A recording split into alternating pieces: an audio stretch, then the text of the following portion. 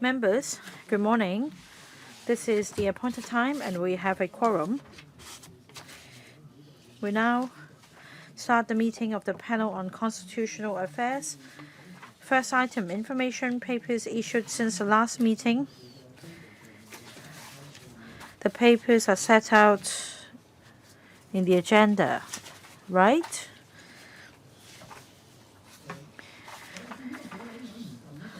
I see that a number of members have pressed a button. Do you want to speak in relation to the information papers? No? All right. A bit too quick then. I will remind you to press the button when we come to the right items. Okay?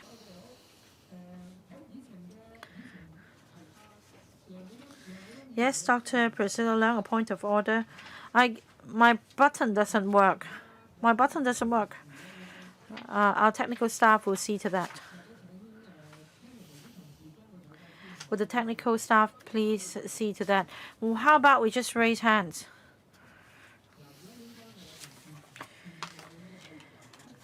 Right, I've been told that you can press the button now. Well, how about we just start afresh, because I don't think members would like to speak on the information papers issued since the last meeting. So just clear the queue.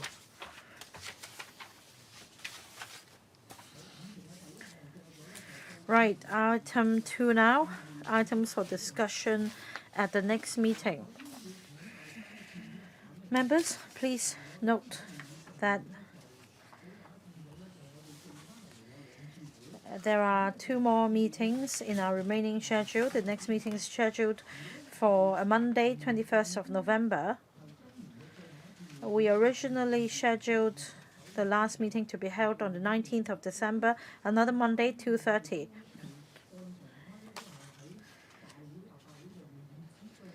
But as a matter of convention, the meeting should be held before the last meeting, last council meeting. So I'd like to seek members' agreement to reschedule the last meeting of this panel to 4:30 Tuesday, 13th of December 2022, so that we can complete the work of this panel before the end of the last council meeting as a matter of convention. Members, do we agree? Right, if there is no objection, so be it.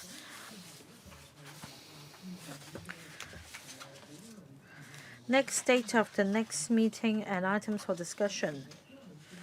We have some outstanding items. Since the secretary is also here, let me invite the secretary to tell members what the administration proposes to discuss at the next meeting. Under Secretary. We're going to discuss the 4th report of the Hong Kong SARs under the UN Convention.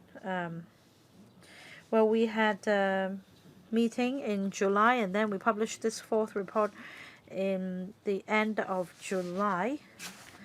And then there was the summer recess, and we'd like to give a report to the Council as quickly as possible.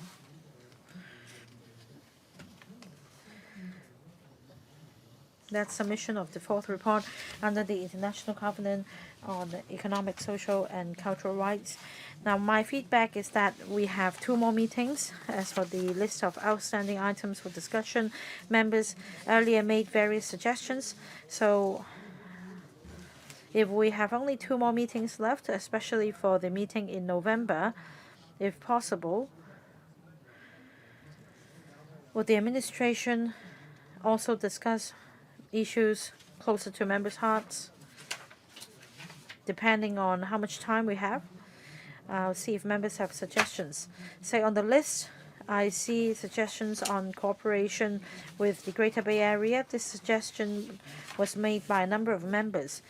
So I'll see if members have suggestions and see if we can discuss more items in the last 2 meetings. Any views from members? Yes, Ms. Martin Yao.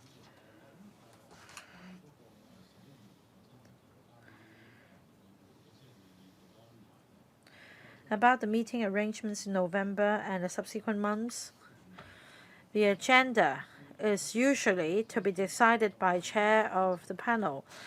You may consult members, but in the end, it's for your good self to decide what to be included in the upcoming agenda and whether a longer meeting is required. Thank you, Mr. Martin Liao.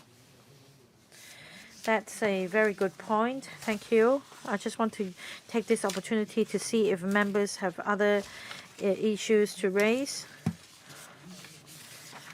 If you take a look at the list, a number of members mentioned collaboration with the Greater Bay Area, and I think this is an issue close to members' heart.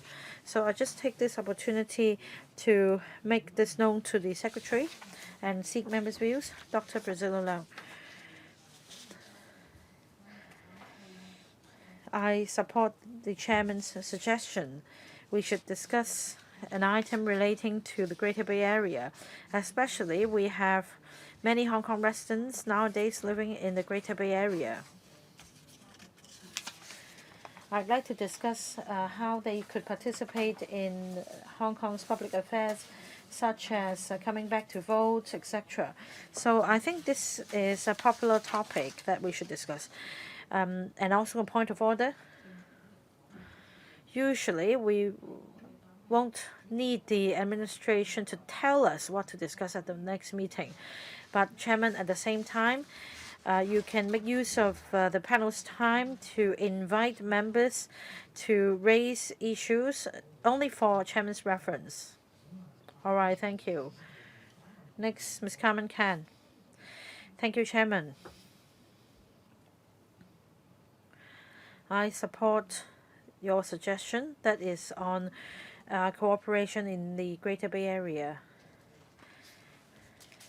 Meanwhile, we have a briefing by the Secretary for Constitution and Mainland Affairs on the Chief Executive's 2022 policy address. I understand that the Commerce Industry panel will also be discussing relevant initiatives in the PA. So an interfacing issue, perhaps? I understand that the CNI panel would coordinate matters relating to collaboration with the Greater Bay Area. For some other areas of collaboration in the Greater Bay Area, sometimes the matter can be discussed singly by this panel. I wonder if I have addressed members' point. Yes. Point of order. I said that I agree with you, Chairman, that we can be invited to provide suggestions on items for discussion at the upcoming meetings. But I don't think the administration needs to reply to our suggestions here and now. It's for Chairman to discuss with the administration on the meeting arrangements and the agenda for the upcoming meetings. Just give them some room. We don't think the Secretary we don't think we need the Secretary to respond to suggestions made by members now. I'll let two more members to speak as they have indicated their wish to do so. Dr. Tick, right, I agree that is for Chairman to decide. Yes. Ms. Nixie Lam. Chairman, you mentioned the Greater Bay Area. I have a suggestion on the positioning of Hong Kong organizations and Hong Kong residents, Mr. Martin Liao. I want to clarify this point. According to the rules of procedure, Chairman, the setting of agenda is to be decided by Chairman of the panel. Chairman may consult members. Chairman may also consult the administration. Say if the administration has to discuss the report to the United Nations before the deadline, so it's done on as a matter of urgency. You just consult members, you collect views, but it's not for members of the panel to decide on the agenda or for the administration to make that decision. Ultimately, it's for chairman to decide what to discuss in the subsequent meetings according to the rules of procedure. Right, so the views are clear. I will go back and discuss with the administration and make arrangements accordingly. Members have already expressed their views on the matter. So if there are no further comments, I'll go back and go through the items. Now, item 3, briefing by the Secretary for Constitutional and Mainland Affairs on the Chief Executive's 2022 policy address. The Secretary will have the floor. The Chief Executive delivered the maiden policy address in this term of government last Wednesday, the 19th of October. At today's meeting, I'd like to brief members on policy measures relating to constitutional and mainland affairs, as well as other matters such as policy measures relating to the development of the Greater Bay Area. They will be discussed at the meeting of the panel on commerce, industry, and innovation on the 7th of November.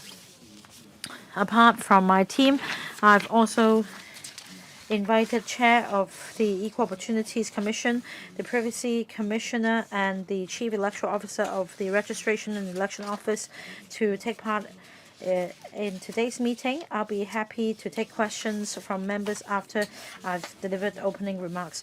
Presidency made a keynote address on the 1st of July this year. He said that the Hong Kong SAR must fully and faithfully implement the principle of one country, two systems and implement patriots administering Hong Kong. The fundamental purpose of the one country, two systems principle is to safeguard national sovereignty, security, and development interests. The report at the 20th National Congress of the Communist Party of China, convened this month, stated that the principle of one country, two systems is a great innovation of socialism with Chinese characteristics and proven to be the best institutional arrangements for the long-term prosperity and stability, and it should be adhered to over the long term. The report further said that it is necessary to fully, faithfully, and resolutely implement the principle of one country, two systems, under which the people of Hong Kong administer Hong Kong with a high degree of autonomy, uphold law-based governance in Hong Kong, safeguard the constitutional order of the Hong Kong SAR as defined in the Basic Law and Constitution, uphold the improved governance system, and ensure that the central government exercises overall jurisdiction, implement the principle of patriots administering Hong Kong, and implement the Hong Kong SAR's legal system and enforcement mechanisms of safeguarding national security. The Hong Kong SAR government will, as in the past, fully and faithfully implement the principle of one country, two systems and safeguard the constitutional order. We will fully implement the improved electoral system and the principle of patriots administering Hong Kong. In March last year, the National People's Congress adopted the decision on improving the electoral system of the Hong Kong SAR. In the same month, the Standing Committee of the National People's Congress adopted the newly amended Annex 1 and Annex 2 to the Basic Law. In May last year, the Improving Electoral System Consolidated Amendments Ordinance 2021, which was passed by the Legislative Council, took effect after Gazetto. In accordance with the new electoral system and relevant electoral legislation, the Hong Kong SAR government held 2021 election committee subsector ordinary elections, the 2021 electoral general election, and the 2022 chief executive election in December last year and May this year, respectively.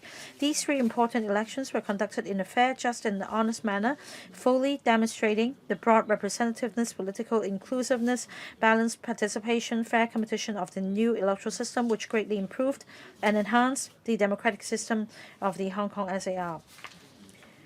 As Presidency said, the modified and improved electoral system of Hong Kong safeguards the implementation of the principle of patriots administering Hong Kong.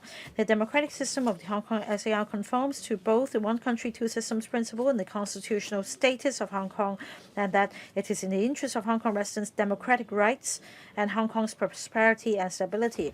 We must therefore treasure and adhere it in the long run.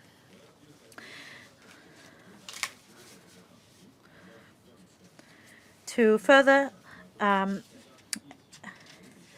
garner the public support of the new electoral system and to make them have a better understanding of the merits. We'll continue to allocate resources to publicize and promote the new electoral system through various channels and formats, including production of a series of educational videos through cooperation with RTHK for broadcast on TV channels and social media, as well as distribution to schools and district organizations for broadcast. To fill the vacancies in the Electoral Election Committee constituency, the Electoral Affairs Commission issued a press statement on the 18th of October announcing that the by-election of the 7th Electoral will be held on the 18th of December this year. The nomination period will begin starting next Wednesday, the 1st of November to the 14th of November. We will work closely with the EAC and fully support the preparatory work and provide sufficient resources to ensure that the electoral by-election will be held in an open, fair, and honest manner. We'll also draw on the experience of the 3 elections and in the light of the EAC's recommendations and the views of other stakeholders, continue to study with the EAC and the Registration and Electoral Office on enhancing various electoral arrangements, including reviewing the existing legislation and practical arrangements, further introduction of information technology, streamlining the electoral procedures in order to ensure that elections are fair, open, and honest while enhancing efficiency and user-friendliness. We will consult the Legislative Council when the specific enhancement proposal is ready. The Constitution and the Basic Law together form the constitutional basis and order of the Hong Kong SAR and provide the strongest safeguard for the long-term prosperity and stability of Hong Kong. The National Security Law of Hong Kong provides a great safeguard to our safety. We attach great importance to the promotion publicity on Constitution, the Basic Law, and the Hong Kong National Security Law. To enable the public to have a more comprehensive and accurate understanding of the Constitution, the Basic Law, the relationship between one country and 2 systems, as well as the constitutional order of the Hong Kong SAR, will continue to step up publicity and public education on the Constitution and Basic Law. Future efforts would focus on 3 themes, namely the Constitution precedes the Basic Law, and the one country precedes 2 systems. And 2, the high degree of autonomy in the Hong Kong SAR comes under the authorization of the central government. And 3, safeguarding national security is our collective responsibility.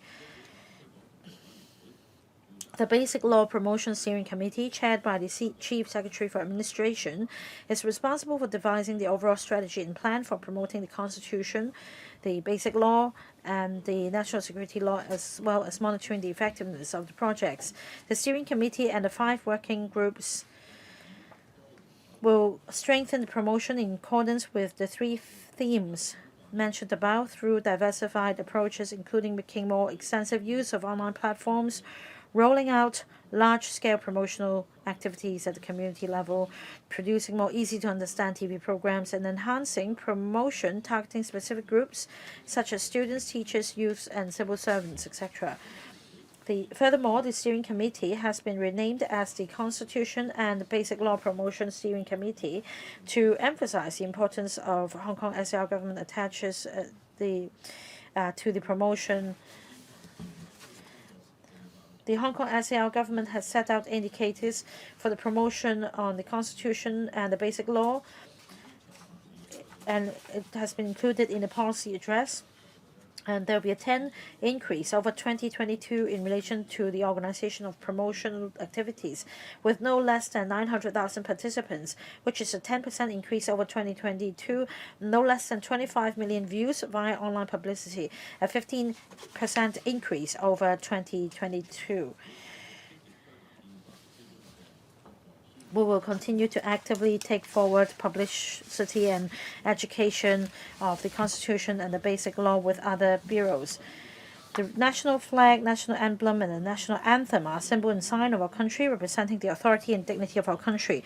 In the past 2 years, the Electoral has passed the National Anthem Ordinance and the National Flag and National Emblem Amendment Ordinance so that we can better protect the national flag, national emblem, and the national anthem. Similarly, the regional flag and the regional emblem are a symbol and sign of the Hong Kong SAR and also require appropriate protection and need to be respected by the public. To further preserve the dignity of the regional flag and regional emblem, autumn, the Hong Kong SAR government will amend the regional flag and regional emblem ordinance to align with the amended national flag and national emblem ordinance and with the national anthem ordinance as appropriate. We plan to introduce an amendment bill on the ordinance to Electoral within the legislative session, and will consult the panel later. Upholding the basic law of the Hong Kong SAR of the People's Republic of China and swearing allegiance to the Hong Kong SAR of the People's Republic of China are necessary requirements and fundamental conditions for public officers. It's also an important basis of upholding the principle of patriots administering Hong Kong. The Hong Kong SAR government has amended the relevant ordinance in May last year to further improve the oath-taking arrangements as required by the basic law, set out the legal consequences a public officer has to face if he or she engages in conduct in breach of the oath after taking the oath and assuming office, and providing oath-taking requirements for members of the election committee and the district council. At present, the chief executive, principal officials, member of the ExCo and of the LegCo, judges of all courts, and other members of the judiciary, members of the election committee and of the district council, as well as civil servants, have already taken oath or submitted written oath. In respect of the oath-taking arrangements of other public officers, the government is actively formulating a proposal and will submit it to the Electoral for scrutiny once it is ready. Last year, to combat Doxing Act, which intrude into personal data privacy, we proposed amending the Personal Data Privacy Ordinance last year. The proposal includes criminalizing doxing acts, empowering the Privacy Commissioner to carry out criminal investigations and institute prosecutions for doxing and related offences, as well as conferring on the Privacy Commissioner the statutory powers to issue a cessation notice. The amendment bill was passed by Electoral and it took effect in October last year following Gazetto. The Office of the Privacy Commissioner for Personal Data has strengthened internal training and invited members of the Hong Kong Police Force and the Department of Justice to provide relevant training for its staff to combat doxing offences. The office also employed lawyers with relevant criminal prosecution experience and former law enforcers to conduct criminal investigation and prosecution work. Furthermore, rapid development of information technology and internet technology has brought about certain new challenges to personal data privacy protection. We are studying further amendments to the PDPO to align with the latest international developments in privacy protection, strengthen personal data protection, and address the challenges posed by the internet and the technology development, etc. In due course, we will work together with the PCPD to formulate concrete legislative amendment proposal and submit to Electoral for scrutiny. The SAR government has all along been committed to building a harmonious, inclusive, and caring society. We review the protection by the implementation of the current 4 anti-discrimination ordinances and will introduce amendment proposals when necessary in light of the circumstances. In the past 2 years, the LegCo has also passed 2 relevant amendment ordinances to enhance protection from discrimination and harassment. We are working with the Equal Opportunities Commission to study in detail enhancing protection from discrimination or vilification that may be encountered by persons arriving in Hong Kong from the mainland. We'll consult members on the proposal at an appropriate time. With additional resources allocated by the government, the EOC has established a designated anti-sexual harassment unit to enhance public education and publicity so as to raise public awareness of sexual harassment and their ability to respond to such incidents. The SAR government strives to eliminate racial discrimination and promote equal opportunities for people of different races. In April 2020, we enhanced the administrative guidelines on promotion of racial equality and extended the application to all government bureaus, departments, and organizations, making a total of 110. The public authorities will take into account its own operational circumstances and formulate support measures within its respective policy and program areas to provide appropriate services to people of diverse race.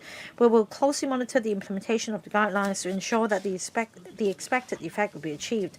The Hong Kong SAR government has all along been striving to promote equal opportunities for people of different sexual orientation and transgender persons, to foster in the community the culture and values of inclusiveness, mutual respect, and non-discrimination.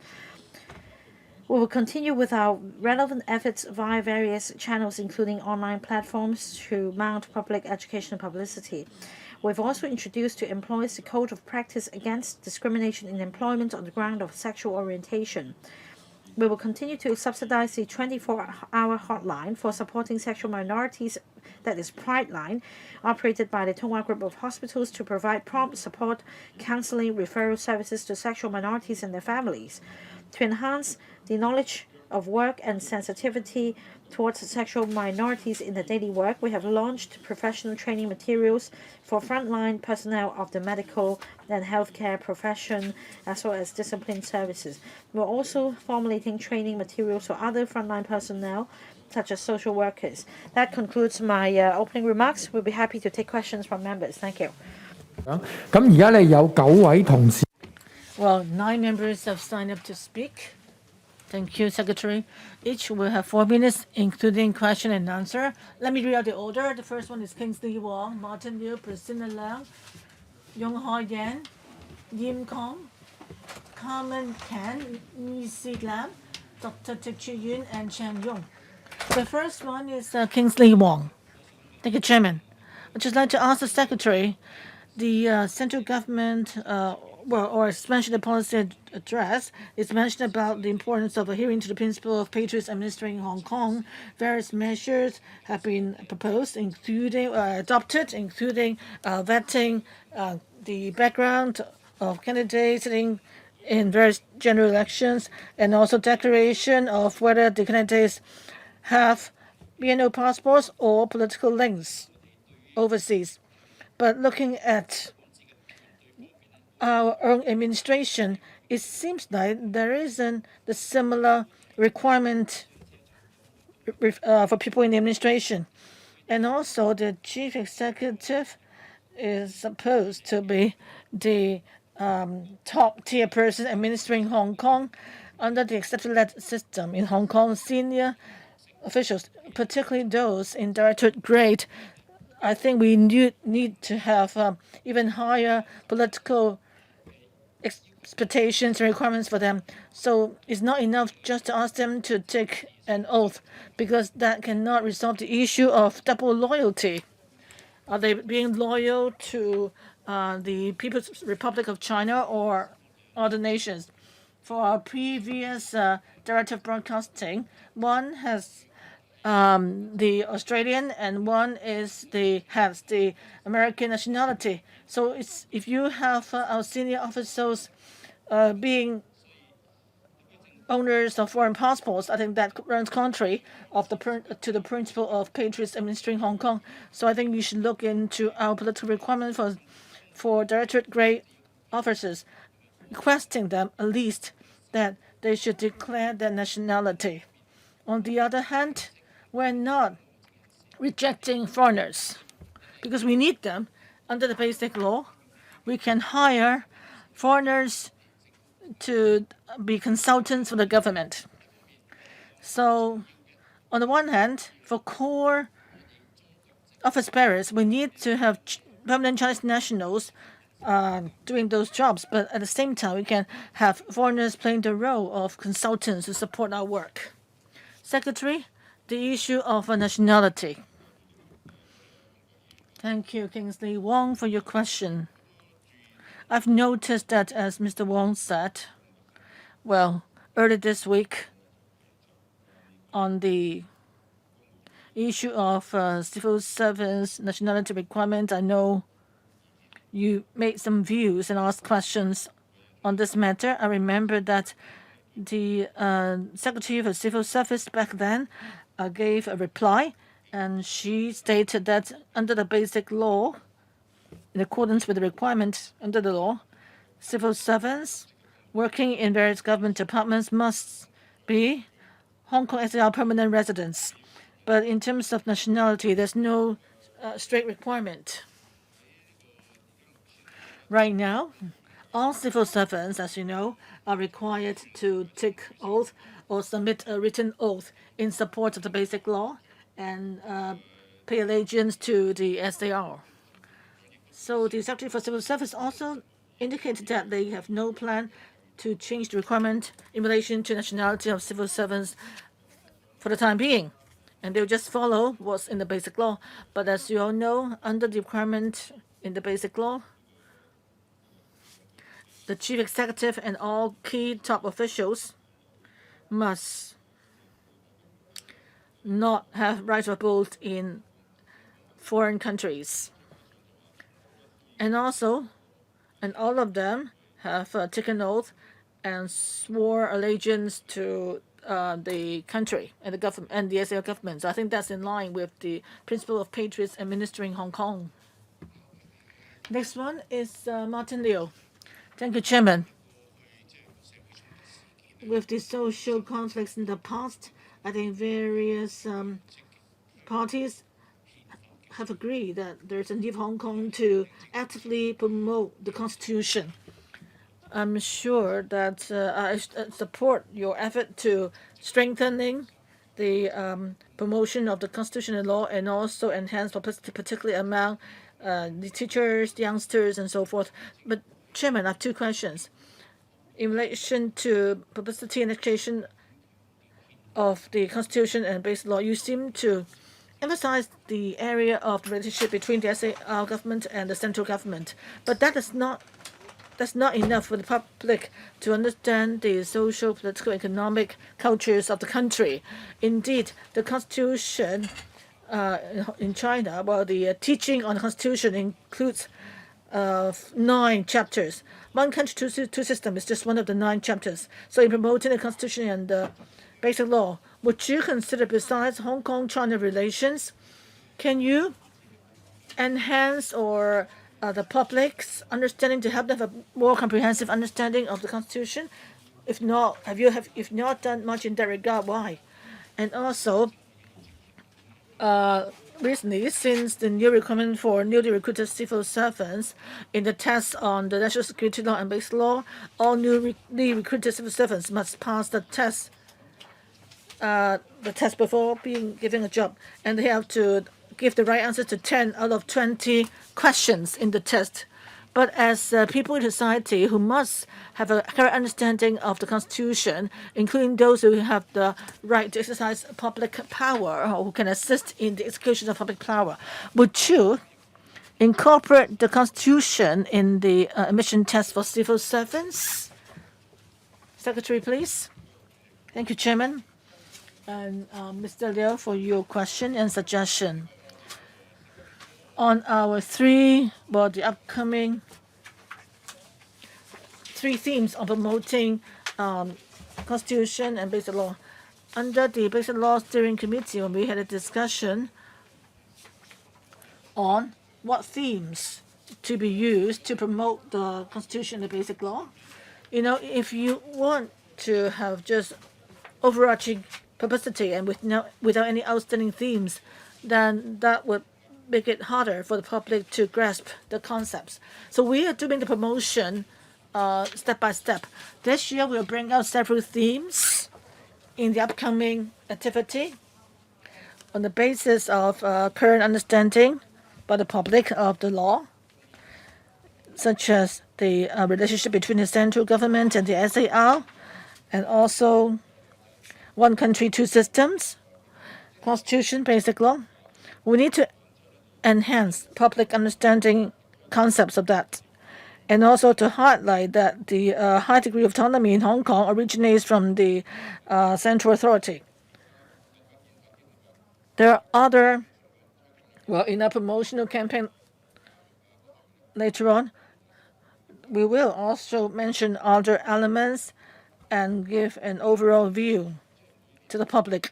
Every year, still, there would be different themes so as to help the public concentrate on various aspects of the Constitution and the basic law. But that doesn't mean that we would exclude other important areas of content. Please rest assured, next year or the year after, we will set up different themes to help deepen public understanding of the Constitution and the basic law effectively. As for civil servants, entry requirements, and the test in relation to the basic law, Mr. Liu, your suggestion of incorporating the Constitution into the admission test, Recruitment test, yes. Yeah, your point is noted. I will reflect it to the Civil Service Bureau for the consideration on how to incorporate review into the test. Thank you. Next one is Dr. Priscilla Lau. Thank you, Chairman.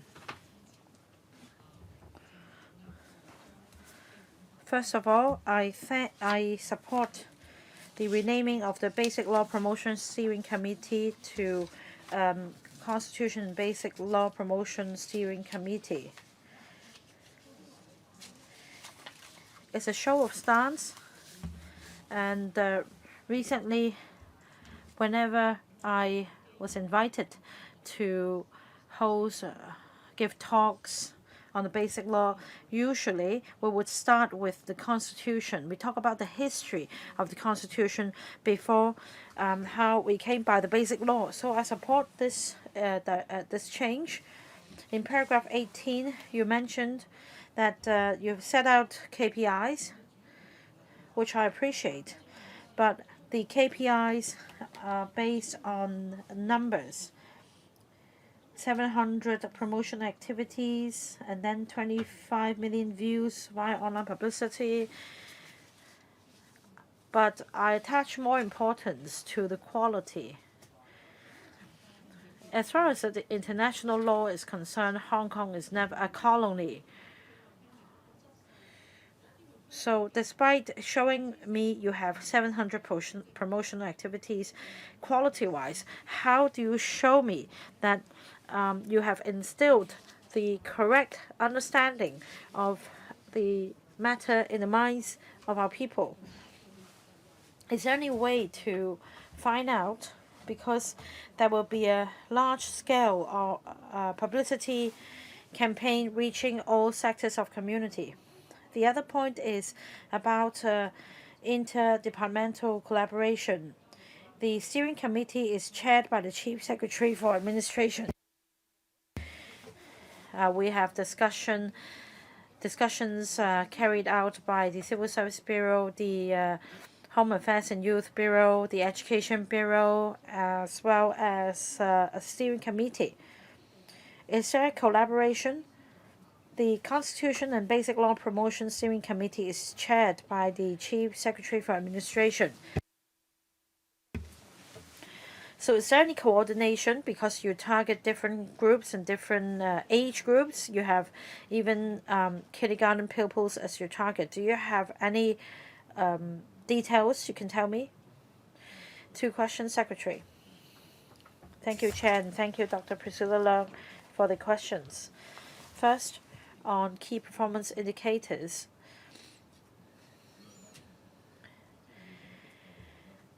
First of all, we need to ensure that we build up a sufficient quantity. There should be sufficient participants that we reach out to, and that's how we regard it as large-scale publicity. We also attach importance to quality, and that means we will not stop at just reaching a certain quantitative target. It's not about numbers. Whenever we hold an activity, we would consider the content, the theme, the correctness of information, and the effectiveness of our publicity work. We bear in mind all these matters.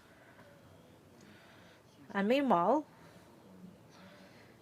in terms of the message disseminated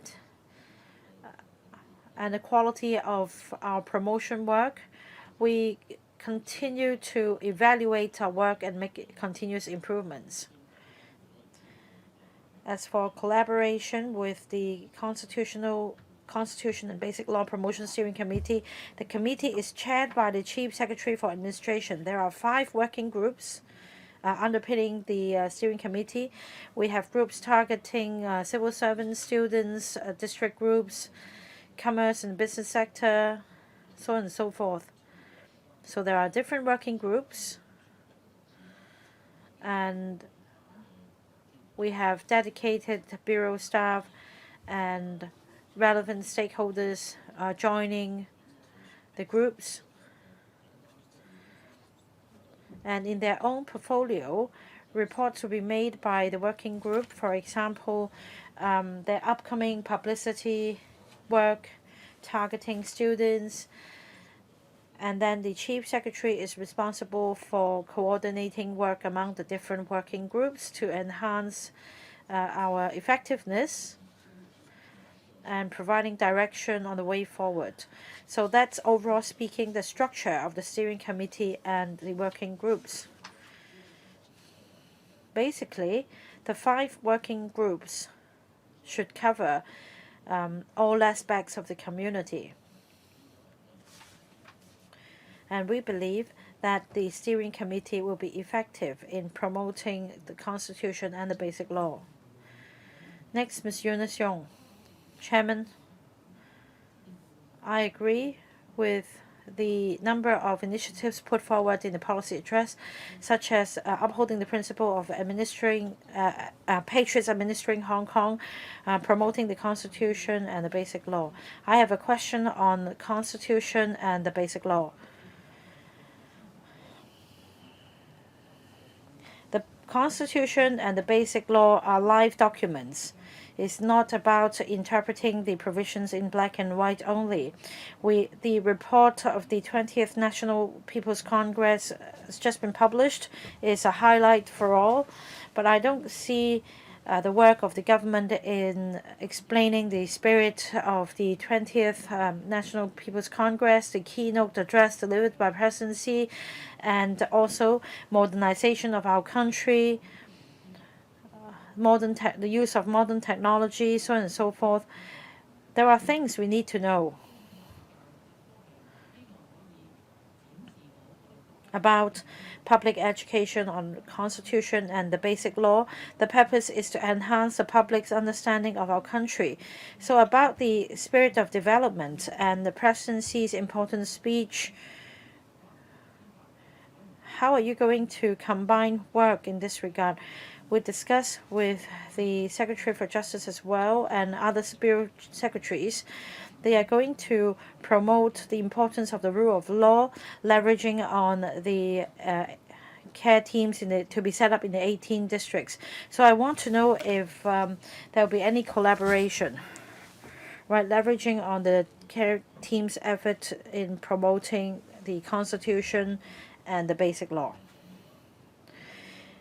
That's a really broad topic. The 20th National Congress and Hong Kong. Ms. Yong referred to the 4 modernizations of our country and the latest blueprints promulgated by our country. Now, on the point of modernization,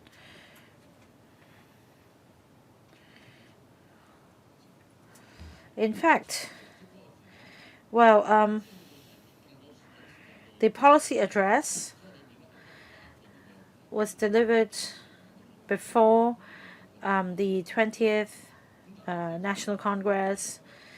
So it hasn't included the concepts such as the 4 modernizations, etc. But what I want to say is that the report is basically in line with the Hong Kong SAR government's policy address, especially in this chapter related to Hong Kong and Macau SARs. The report at the 20th National Congress is consistent with the 4 musts and the 4 expectations put forward by President Xi in his 1st of July keynote address. Now, basically, the Chief Executive's maiden policy address is formulated on the basis of what President Xi said on the 1st of July, such as providing impetus for economic development, so on and so forth. So in different aspects,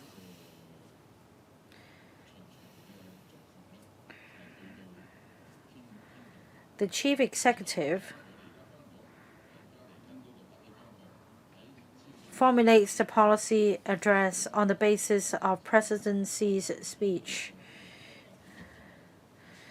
So this is also in line with the development of Hong Kong and Macau SARs as set out in the report at the 20th National Congress. We'll continue to enhance our work in the promotion of Constitution and the Basic Law and also the modernization concepts, as the member said. I think these ideas are consistent. We are moving in the direction of sustainable development. Basically, we're in the same vein. We need to place emphasis on harmony, sustainability, as well as balanced development. So in other words, they tally with each other. We're going to learn about the spirit of the report at the 20th National Congress. The community will also learn about the spirit. And the study will also include the Constitution and the Basic Law, and they complement each other. Next one is Yim Kong. Thank you, Chairman.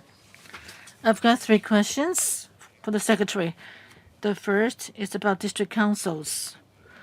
Well, the council's term will end by the end of next year. Policy address asks the Youth and Home Affairs Bureau to carry out a review and make suggestions on the future. Looking at the past, well, after the mass resignation of district councillors, municipal affairs have been conducted as usual, and that actually shows the importance of district councils. Do we have to have a review, however, of the functions of the councils? And do we need to amend the electoral system for district councils? Should we have a more pragmatic screening mechanism so as to implement the important principle of patriots administering Hong Kong? And secondly, in order to foster collaboration and connectivity with the Greater Bay Area, would you consider cooperating with Greater Bay Area in that civil servants can have more exchanges with the counterparts there? And thirdly, our officers in Greater Bay Area and workstations there, how can they work in such a way that they can have more collaborations with the mainland authorities? For example, the newly developed investment promotion office there have paid visits to mainland government departments and also held talks, an increase of 15% as a KPI. So for the 5 representative officers in the mainland and the 11 liaison officers in the mainland, would they be subject to similar KPI so that they can actually work more collaboratively and have more exchanges with the mainland government? Secretary? Thank you, Chairman, and Mr. Yim Kong, for your question. On district councils, as Mr. Yim said, under the policy address, the Youth and Home Affairs Bureau and our Bureau will together on the work of the municipal administration, its positioning, functions, and the plan for the how to actually elect officers to work in district organizations. We are carrying out a review, and so that hopefully in the end we can come up with proposals for future development. Now we're still in the midst of the review. We don't have any concrete conclusions yet. Later on, once we have finished our review, we'll come up with concrete proposals and brief Electoral on our ideas by then, including whether district councils should continue to exist or where there could be an alternative consultative organization at the district level. As for collaborations with Greater Bay Area, whether there can be exchanges involving civil servants, I can tell you definitely yes, because collaboration with GBA and out of a desire to help develop GBA together, And actually, we are taking a very comprehensive approach in that regard. And that, of course, will include exchanges between civil servants and the counterparts in the area. So we'll see how we can take forward the work and also foster mutual understanding more.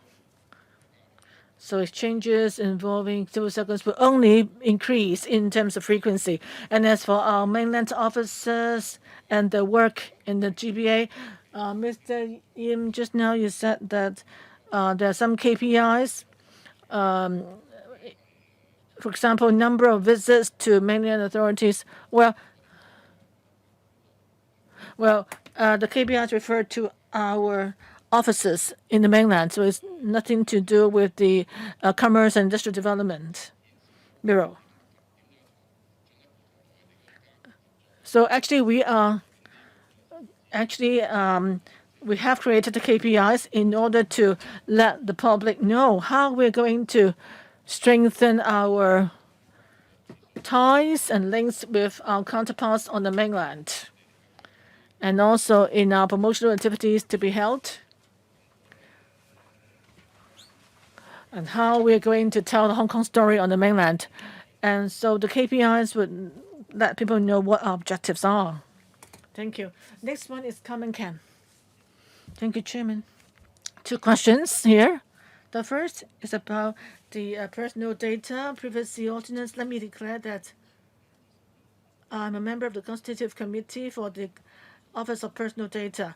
Electoral yesterday approved a motion I moved on digital economy, and also to a proposal to legislate on e-government services. And the Secretary concerned actually has an open attitude to our suggestion. But yesterday, there was no representative from your bureau at the meeting. I asked Mr. Sun to relay to you my and other electoral members' views and concern about the need to amend the personal data privacy ordinance to keep up with the times. We are saying that we should have a large-scale or comprehensive review of the ordinance rather than just having piecemeal amendments. Last year, because of the urgency, we focused on making amendments to address the issue of doxing. But I'd like to compliment the PCPD, the Office of PCPD, for their spirited work. Now we've tackled the urgent issue, but in order to protect further public interests and to enhance public services, to tackle the issue of a digital island, I hope that, as mentioned in the policy address, the government would amend the relevant ordinance. So I hope that you can address our concern. Don't just come up with piecemeal amendments, but have an overall review of the ordinance. For example, comparing it with the ordinances in the mainland, UK, and other places, how we can provide services for the public. Colleagues suggested yesterday about in other places, for example, in the UK, they have a data reform bill, and they have prepared some bills to make amendments to address the issue of protection of the underprivileged for scientific research, data use, and so forth. And so the government departments would be allowed to share data, or even public organizations can have the same privilege. But we don't have to doubt that data safety and personal privacy would be compromised. I think we need to have a more open attitude, point one. And secondly, about improving the electoral system, the publicity in relation to that. Since our last meeting, I have hoped that the Bureau can tell us what effects have you seen so far, what results have you seen so far. We are having another by-election, so I want to hope that we can have a dedicated session on that topic, on discussion on that topic. Well, Secretary, privacy protection and the electoral system, Secretary. Thank you, Ms. Kan, for your question. On,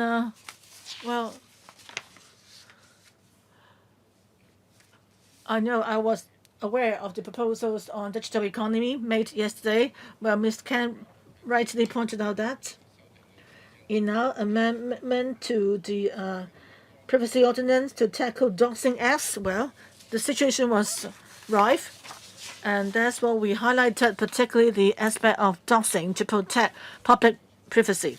But that doesn't mean that we won't have a comprehensive review of the privacy ordinance. Having been at it for so many years, and as the technology advances and the also revolutionary change in internet technology, we need to see whether our existing ordinance can cope with the threats imposed or the needs for more protection now.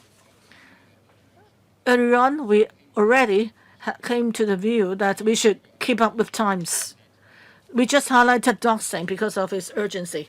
But earlier on, well, let me try to finish it.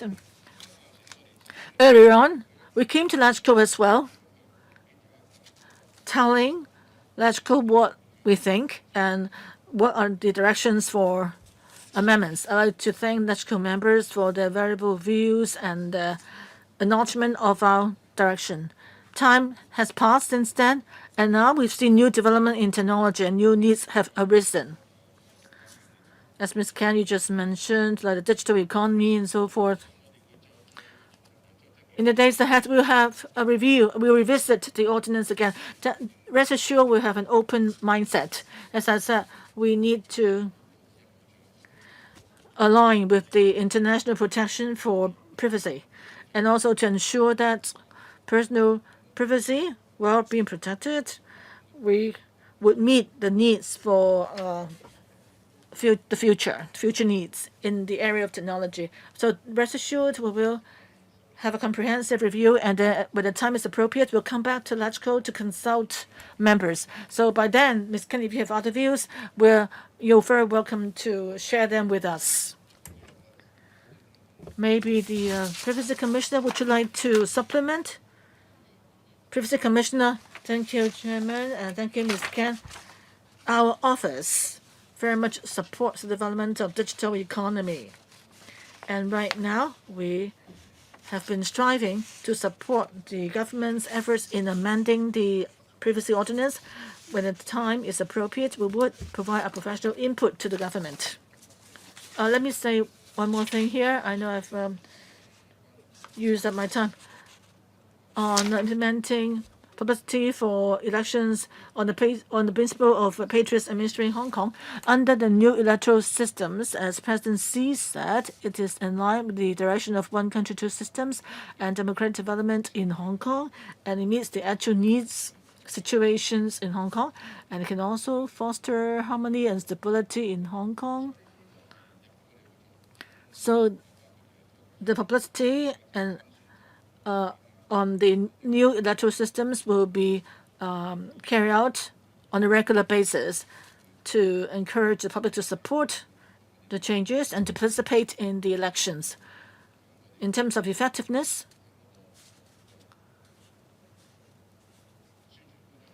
after our publicity work, we will evaluate the results, and if needed, we can make adjustments and improvements. I hope that you can do your work in a comprehensive and speedy way, and hopefully in your review work, I hope that it won't take too long. It will be done quickly. Next one is Mr. Lam. Thank you, Chairman. The administration earlier on responded to our question on your distribution of offices in Greater Bay Area. You said that you will set up your first office in Guangzhou, and then there'll be other strategic collaborations in other sites. Would you give priority to Hong Kong people organizations in the mainland? Because in other provinces and cities in the mainland, there are test sites for collaborations with organizations founded by Hong Kong people. So how can you do to involve such Hong Kong people organizations more? And also today there's a news report that the 20th National Progress Report seems very uses a very outdated language, which is quite difficult for the general public to understand. But I think the 20th National Congress report is of huge importance.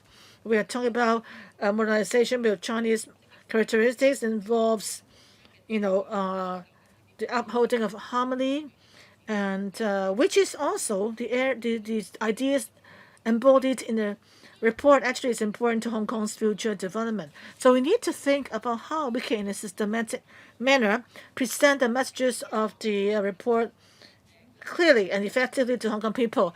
I saw this screenshot earlier on, a few days ago, which explains President Xi's layout of ideas. So you can consider using such simple ways to present, to explain the ideas to the public. On ethnic minorities and an inclusive workplace, perhaps there should be collaboration and enhanced collaboration among the government, the business, and the community. 3 questions, Secretary. Thank you, Ms. Lam, for your comments and suggestions. First, on the GBA Development Office,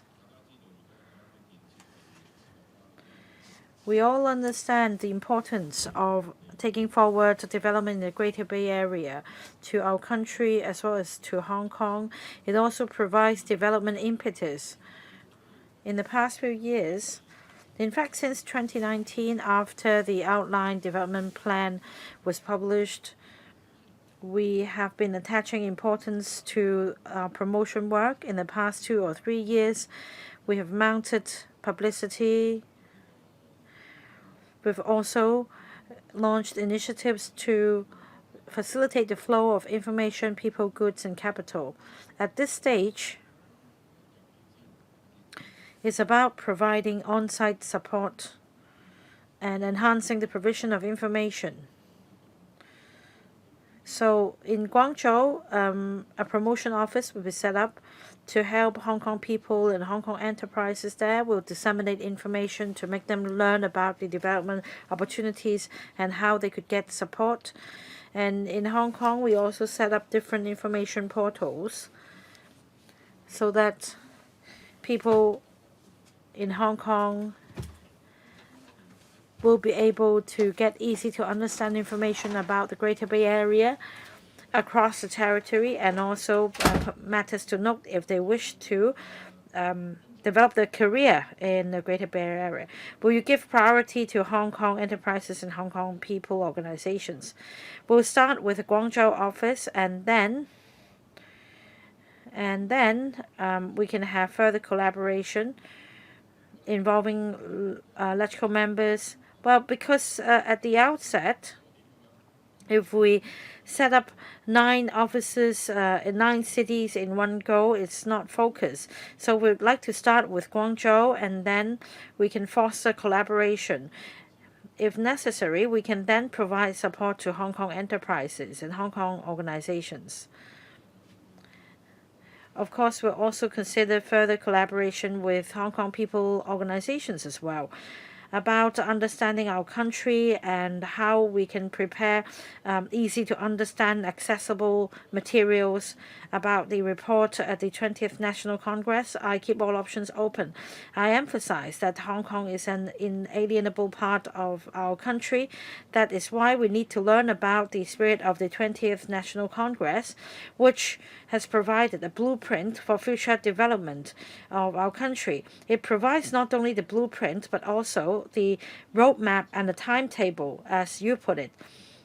We need to learn the report to better integrate ourselves into the country's development. So we need to understand our country. We need to understand the spirit of the report of the 20th National Congress. We have a strong theory for our country, but it will take some time to make everyone understand the spirit so as to safeguard and uphold the spirit. About ethnic minorities, the question is how you foster collaboration among the government, the business, and the community. Please be succinct in the interest of time, Secretary. I'll defer to my team. The EOC Chair. In short, starting 2018, the EOC has been taking forward the employment charter on racial harmony, and 250 enterprises have signed the charter, employing over 200,000 employees. We have a regular liaison mechanism with these companies. That is for EMUs with high education attainment. We have matching opportunities for them, or job matching opportunities. And for other organizations, we also collaborate with them in public education and publicity to promote racial harmony. So we have regular channels in this regard. Next, Dr. Teck Chi-yuen. Thank you, Chair. I have a question on District Council election. I'm against replacing district councils or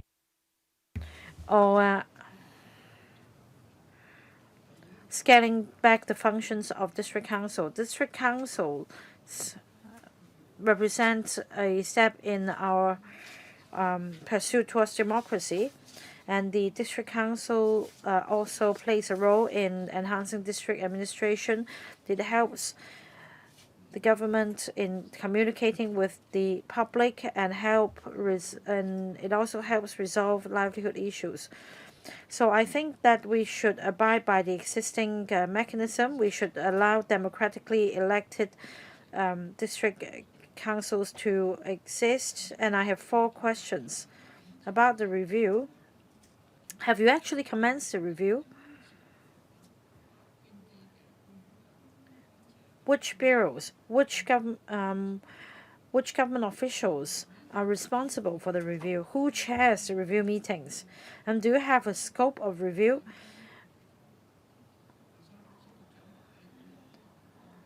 Third, like the Secretary said, the preliminary proposals would be submitted to the District Council for discussion. Is there a public consultation process? Do you have a timetable? Right, on District Administration Secretary. Public consultation and what else? Sorry.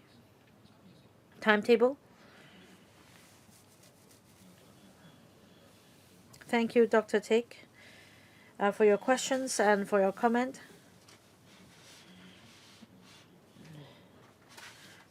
First of all, we're not undermining the functions of the district councils. We acknowledge the contribution of district councils in enhancing district administration.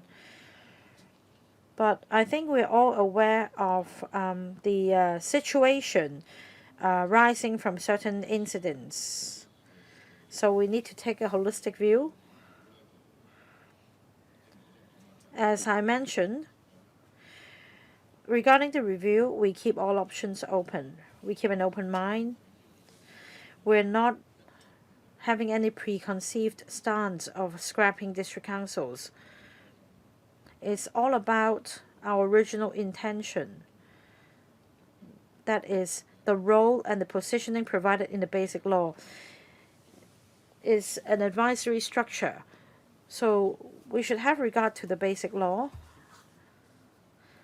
and that about its composition, we must uphold the principle of patriots administrating Hong Kong. About the government officials involved and whether we have commenced the review, the answer is in the affirmative. After the policy address has been delivered, we have begun our work in, say, setting the scope of the review, as well as, say, formulating a timetable. As for government officials, of course, the relevant bureaus will be involved. And meanwhile, we are considering the scope of the review.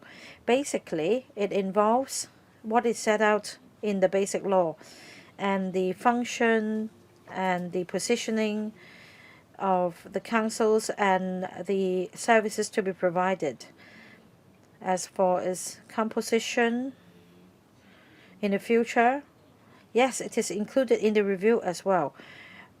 We want to work as quickly as possible since the general election is to be held next year when the current term comes to an end. As for consultation and in what form it should be held, in our review work, we will consider all these points as well. Mr. Chan Yong. Thank you, Secretary, Under Secretary, and the Permanent Secretary.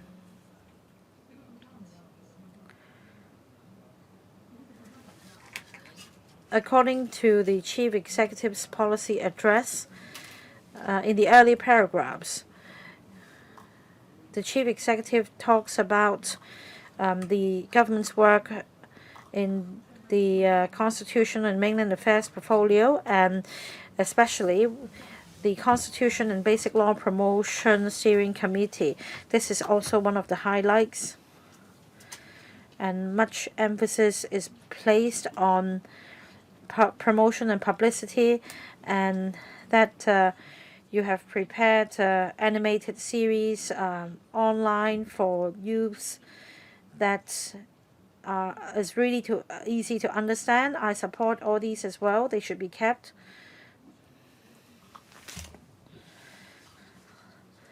I also understand that numerous references are made to Greater Bay Area, and the Chief Executive also provided a detailed reply in the question and answer session.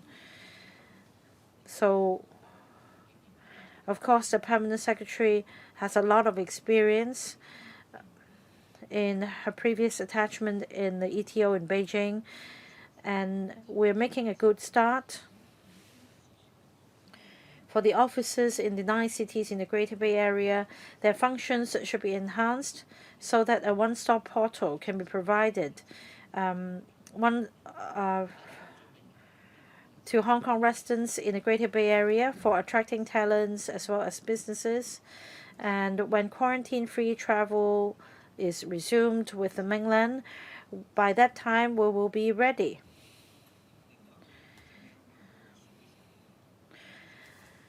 We will be discussing the practical arrangements for elections in the next item, but let me just say this. As we are restoring order from chaos, as we're on the right track now, we need to be mindful of the outdated provisions in our electoral laws. Everything is digitized out nowadays. Just like the Chief Executive election, Mr. Lee also encountered some difficulties. I don't think we need to declare once again over really minor corrections. I had the experience. If I change the content on the website, even if it's just a punctuation mark, I have to report and declare again, and I did it 1,000 times. So before the next election comes along, we should make improvements and enhance the arrangements. You're also going to take forward other initiatives on maintaining racial harmony, so on and so forth. I support all these as well. So just a reminder for the Secretary. I appreciate your good deeds. Please go steady and take them forward and make progress. Right, declaration arrangements in elections. Is there any way to streamline the arrangements? Mr. Chan refers to his aspirations and his suggestions.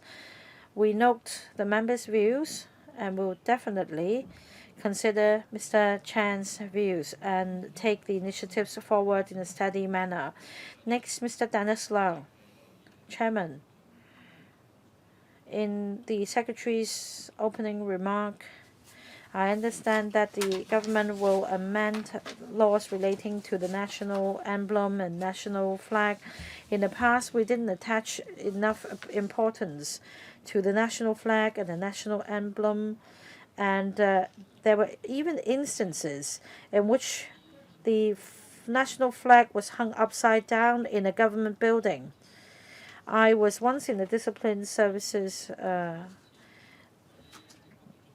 and I also took part in the flag raising procedure. In government buildings, sometimes the task will be delegated to outsourced security guards. My question is whether training can be provided for the flag raising staff so as to give respect to our country and appreciate our country's strengths. The other point is about the oath-taking requirements. You have introduced the oath-taking arrangements for public officers, but we have staff on government's payroll. They work in subvented organizations, and yet they are not bound by these arrangements. We have teachers, social workers, healthcare staff working in these subvented organizations. Will the oath-taking requirement apply to them? Another question.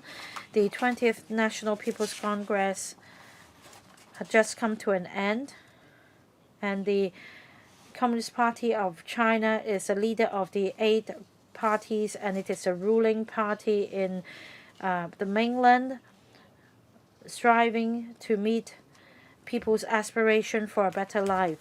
I understand that they have amended the party's Articles Association or the Charter, and that this document is consistent with the Constitution of the People's Republic of China. As we are attaching greater importance to educating the public about the Constitution, will we learn about the party charter and learn more about the philosophy of governance so that in the mainland, so that we can be integrated to the mainland? Secretary. Thank you, Chairman and Mr. Leung, for your questions. Firstly, on regional flag and emblem. Well, under the ordinance, there are stipulations on. Well, I'm sure that there will be stipulations that are consistent with the ordinance on national flags and emblem.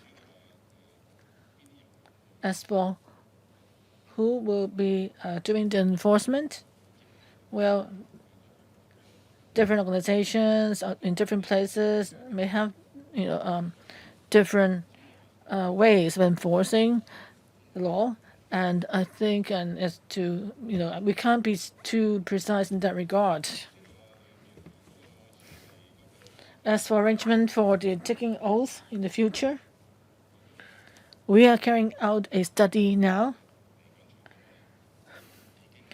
Besides staff who have taken the oath, who else should be covered as well by the requirement? Later on, once we have come up with our latest proposals and whether there's a need for legislative amendment, we'll come back to Electoral to seek your views.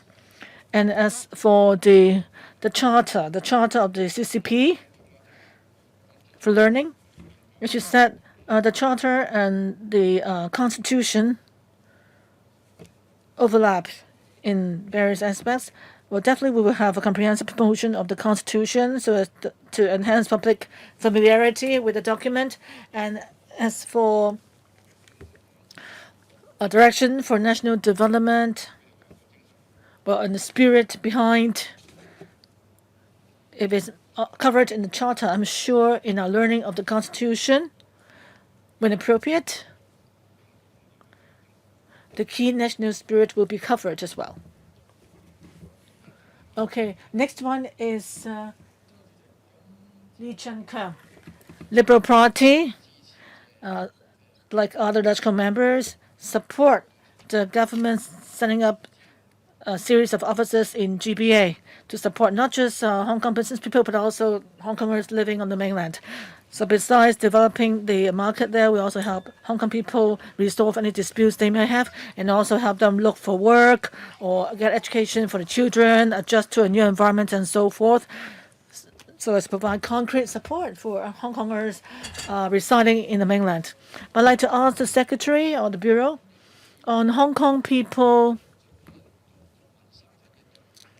living on the mainland and their treatment as nationals, whether in terms of medical services or education, Hong Kong people have to pay more to receive these services. So would you discuss with the mainland counterpart whether Hong Kong people can be entitled to more national benefits so that their expenses will be less? And also in terms of promotion of, as you said, the spirit of the 20th National Congress or presidency's speech on July 1st, I know you are promoting the Constitution and the Basic Law, but in the days ahead, what are you going to do? For example, on the upcoming NPC report to be out in March, or the 15th five-year plan to be unveiled, would you have a set of measures to be rolled out to actually help Hong Kong people how to actually coexist with the motherland? Secretary, thank you. As for GBA,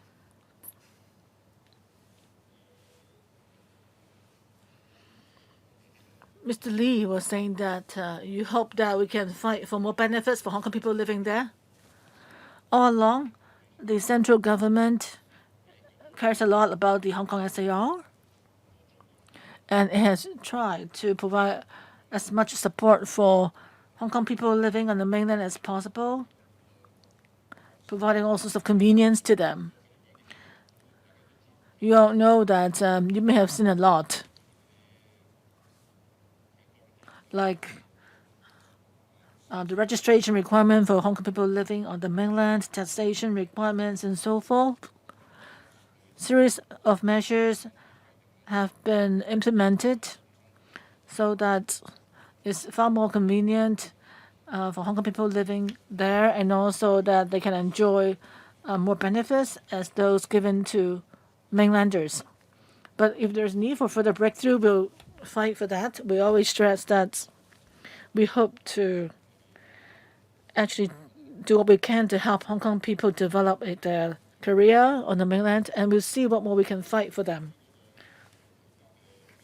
And as for promotional campaigns and education on the Constitution and the Basic Law and the NPC Congress coming up, and also the 15th five-year plan in relation to that, well, in order to integrate into national development, we have to let everyone know how they can participate into the national development. In terms of national policy, situations of China, and the major strategies of the mainland, we would let the public know. If possible, I think you can let Electoral members to help you do the promotion, because we do want to let more people in Hong Kong know about the development in China and also the progress in various aspects, like in the system, national systems there. Yeah, definitely we'll get help from you. Yes, definitely. Next one is Tang Fei. 2 questions. As mentioned by other Electoral members, Hong Kong people organizations on the mainland, with the improvement in the electoral system, Hong Kong people organizations on the mainland are eligible to nominate candidates in elections. But these organizations may not be registered in Hong Kong, but rather they're registered in China. So looking at other bureaus, they have mentioned that the subvention to these organizations through Hong Kong offices in the mainland are only event-based. And more likely the Hong Kong officers will collaborate with them in organizing activities. So would you exempt them from the requirement to be registered in Hong Kong and give them a recurrent subsidy so that these Hong Kong people organizations can run more smoothly on the mainland, because they may be organizing business chambers or other groups which are doing a lot actually to encourage Hong Kong people, young people, to go for interns or have exchanges on the mainland. And that helps nurture young people's national sense of national identity. And also on publicity and education, Yeah, on the Constitution and the Basic Law. Well, we have the Basic Law Promotion Steering Committee, which has just been renamed. But education, to education, content matters the most. And it's not just about telling people the various provisions in the legal documents alone. Electoral members have said that you need to expose the public to important announcements, like those made at the 20th Party Congress. It seems that our promotion has concentrated on the political system in China, but as for about the overall structure of the Chinese Communist Party, but schools won't teach that.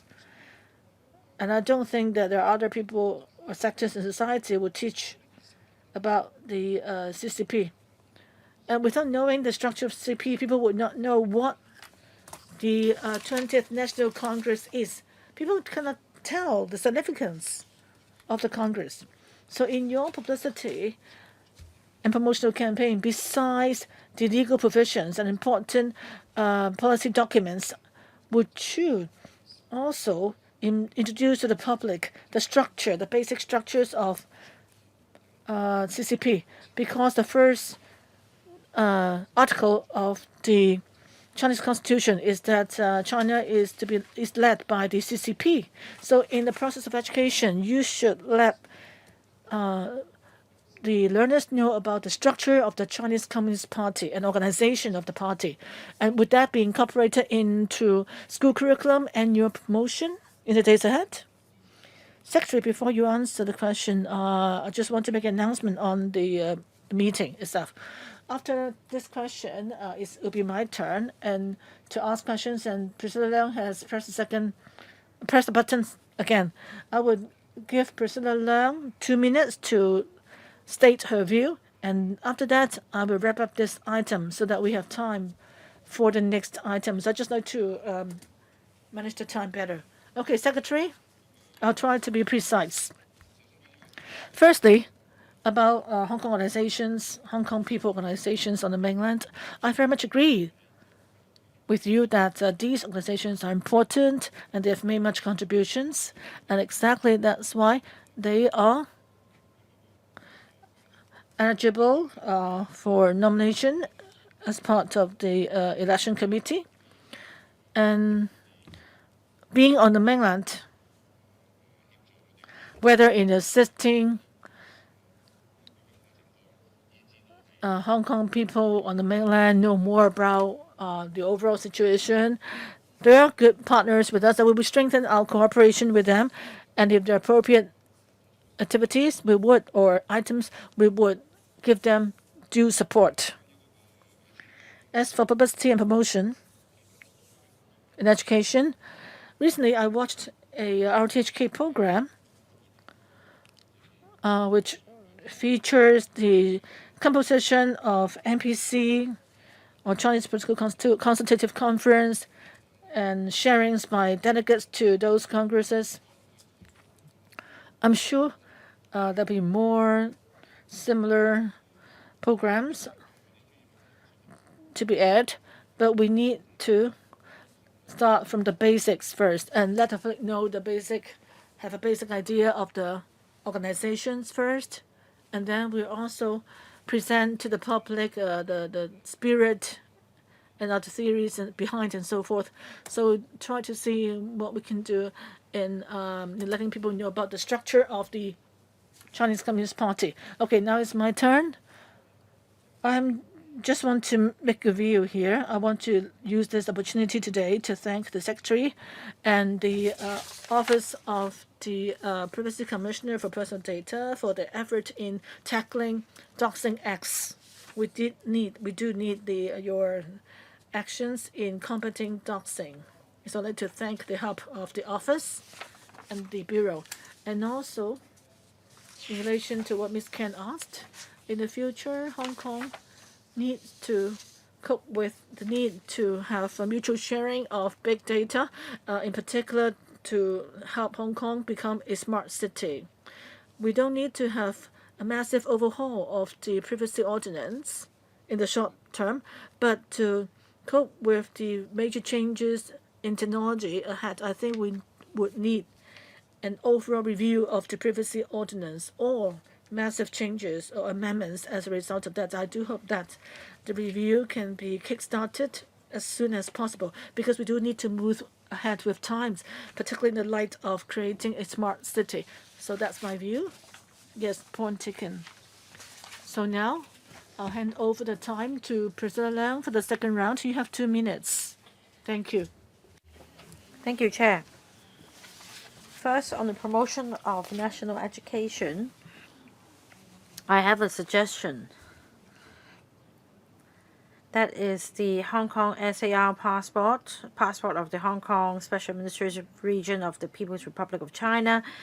We have many young passport holders in Hong Kong, and as far as the law is concerned, it's called the passport of the Hong Kong Special Administrative Region of the People's Republic of China. So it's one type of PRC passport, only that we are Hong Kong residents living in Hong Kong SAR. So in the future, you will continue to receive applications for the Hong Kong SAR passport. Take another country as an example. Say in the United States, if you want to get a passport, you need to take an oath first in some states. I think we should introduce oath-taking requirements for for passport applicants to make sure they know that they're getting this preferential treatment and that they're getting a PRC passport. And also for district councils, I think there is room for improvements. I was a district councillor for 3 terms. I think their scope should be expanded. We should not focus on the nitty-gritty and sacrifice the district development in general. And there was a time when there was a lot of bickering in district councils, wasting a lot of time. I think you should consider, for example, having elected members, appointed members, serving the same constituency at the same time. You can include some professionals, legal professionals, for example, are very popular, followed by engineers, building professionals. You need to have a mix of people to serve the district in order to make success. And we had this successful example in Kowloon West where I served. We had planners, we had engineers, we had lawyers, we had those involved in public policies, etc. We were able to create a beautiful waterfront. Yes, we note Dr. Priscilla Leung's suggestions. So that wraps up the item. Next item, practical arrangements for the 2022 Legislative Council Election Committee Constituency by-election. Let me invite the administration to come in.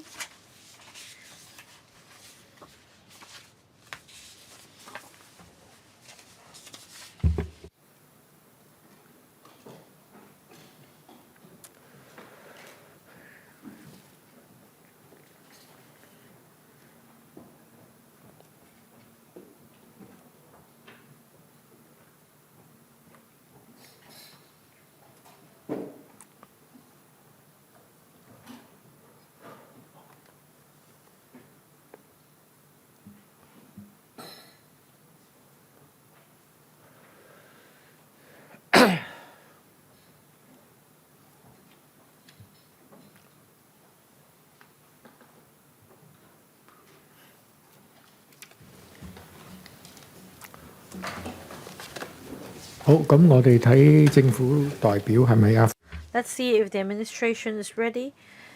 Deputy Secretary, Ms. Chan, if you're ready.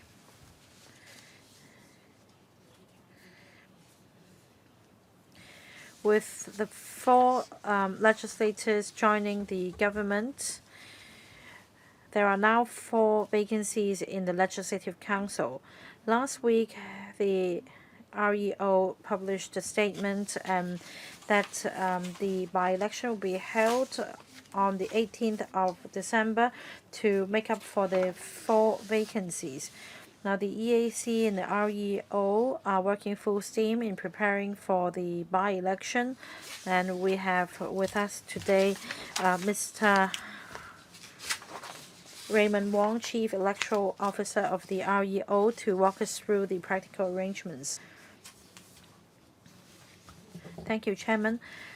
Let me brief members on the practical arrangements for the 2022 Electoral ECC by-election.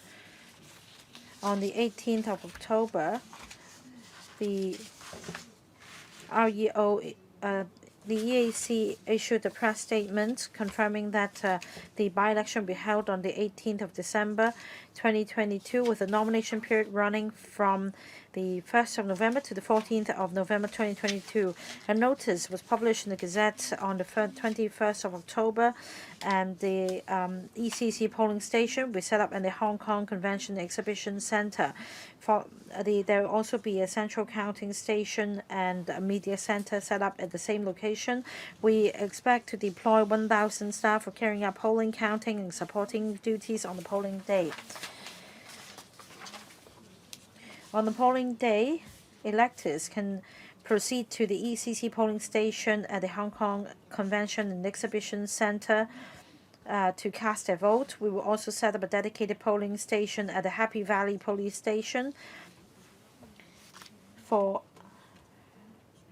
registered electors who are remanded or detained on the polling day by law enforcement agencies other than the Correctional Services Department. We also may consider setting up another dedicated polling station for the CSD detainees. In light of COVID-19 epidemic situation, we will also set up a polling station at the Penny's Bay Community Isolation Facility, namely the Penny's Bay polling station for registered electors who are unable to cast their votes because of quarantine or isolation measures. As for polling hours, the polling hours of the polling station and the dedicated polling station at the police station will run from 9 a.m. to 11:30 a.m. For Penny's Bay polling station, considering that it is located quite far away, the polling hours will run from 9 a.m. to 10:30 a.m. to ensure timely delivery of ballot papers to the central polling station after close of the poll. We also consider that upon close of the poll, disinfection is needed at the Penny's Bay polling station, and for delivery of ballot papers to the central counting station, the polling hours will run from 9 a.m. to 10:30 a.m. there. As for electoral staff, to allow staff to be familiarized with the polling procedures, a briefing session will be held. The session will brief staff on polling procedures and other related arrangements such as operation of the electronic poll register system or the EPR system. We'll also arrange for training and on-site drills for counting staff, followed by a quiz online. There will also be an on-site mock-up drill to help train staff to operate the optical mark recognition machines for electronic vote counting and simulated scenarios to be handled. At the central counting stations, we will also arrange an on-site rehearsal using marked mock ballot papers.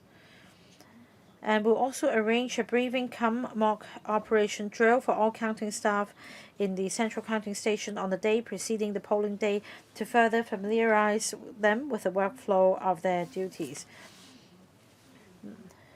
To enhance accuracy in accounting of votes, we'll continue to use the EPR system.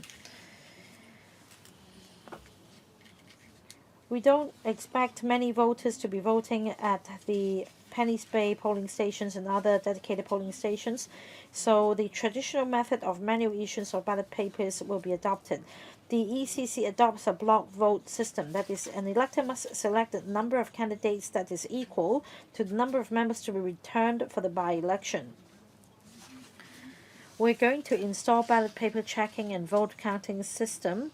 Checking machines at the polling station, and electors may use the machines to check the marked ballot papers before inserting them into the ballot box.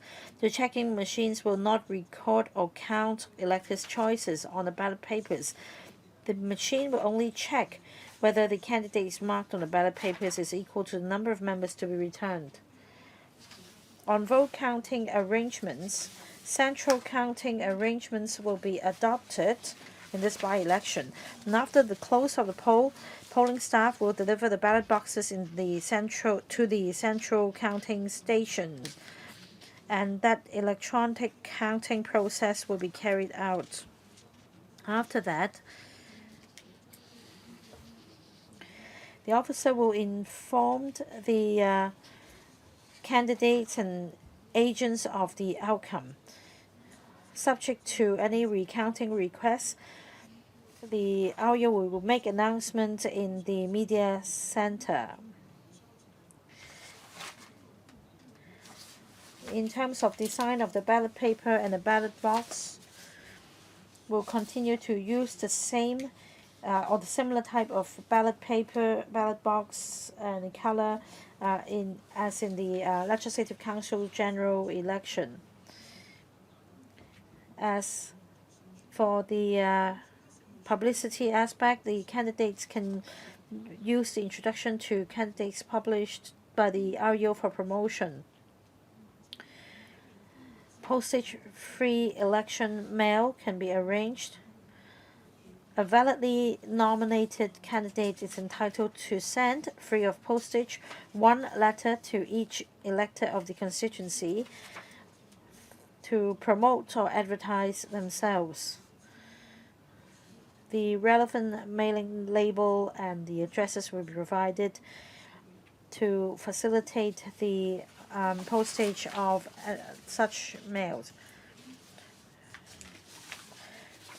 For public inspection, in order to comply with the public inspection requirements stipulated in the electoral laws and procedures, candidates must either deposit copies of their electoral advertisements, the relevant permission and consent of support with the returning officer, or upload the electronic copies onto an open platform maintained by the Chief Electoral Officer, or an open platform maintained by the candidate for public inspection within 1 working day after publication. On facilitation measures for electors with special needs, as in previous elections, we'll continue to make the best endeavors to facilitate electors with special needs to exercise their right to vote. There are facilitation measures. For example, we will have a special team, and we'll also give priority to those 75 years, those above the age of 70, the pregnant women or the disabled, to get the ballot papers. And we also encourage candidates to upload the electoral advertisements to the website to facilitate electors to use a special aided software to read the content. In terms of security planning and contingency planning, we will consult the relevant bureaus and departments, law enforcement agencies, and venue management prepare a comprehensive security plan. We will also seek advice from the Cybersecurity and Technology Crime Bureau of the Hong Kong Police Force to enhance cyber security to ensure that the system will run smoothly on the polling day. On contingency planning, we are going to set up a crisis management committee on the handling of all matters concerning postponement of the by-election and the adjournment of the poll of the count under specified circumstances. Advice will be given to the EAC. In light of COVID-19, there will also be anti-epidemic measures. For example, all persons who enter the polling stations in the central counting station should wear masks, have their body temperature checked, use hand sanitizers provided to clean their hands, and to avoid transmission of COVID-19 and reduce crowds. Electors will also be encouraged to vote at the polling station in different recommended time slots according to their respective sectors in the 5 election committee sectors. For those who are unable to cast their votes at the polling station due to local isolation and quarantine measures, reference will be made to the 2022 Chief Executive election. We will set up a polling station at Penny's Bay for electors who are under quarantine or isolation on the polling day to facilitate voting as far as possible in the by-election. As for guidelines on election-related activities in respect of electoral election, the EAC has issued the guidelines in October 2021 when planning for the 2021 electoral general election to remind candidates and other stakeholders of the provisions and requirements under the electoral law and with regard to election-related activities not stipulated by the law, such as media report and the electioneering activities in buildings, and to promulgate the code of conduct which applies to this by-election.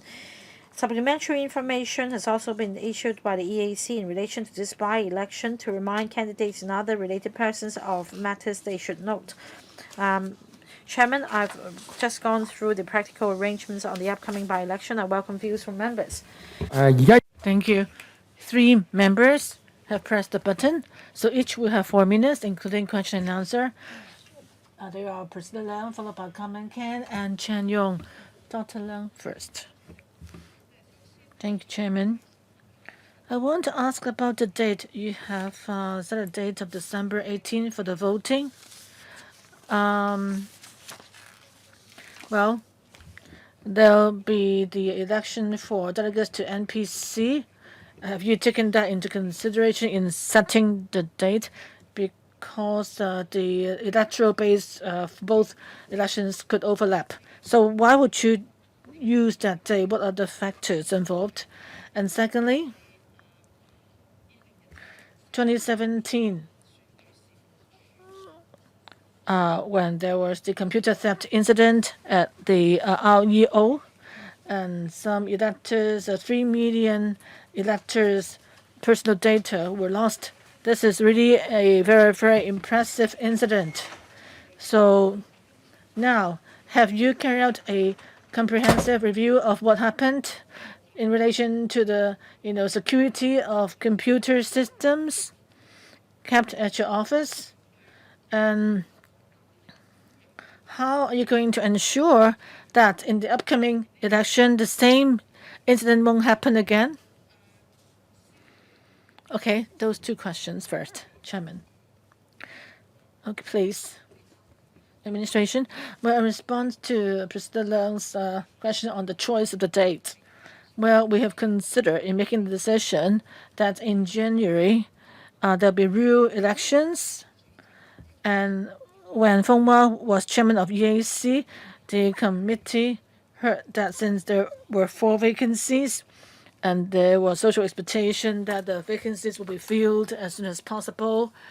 So having considered the work arrangement of REO, and also Dr. Leung said in December there may be NPC elections, and we looked at records, and there was actually previously an election in mid-December or before. So we considered if we were to have an election in December, well, and we hope that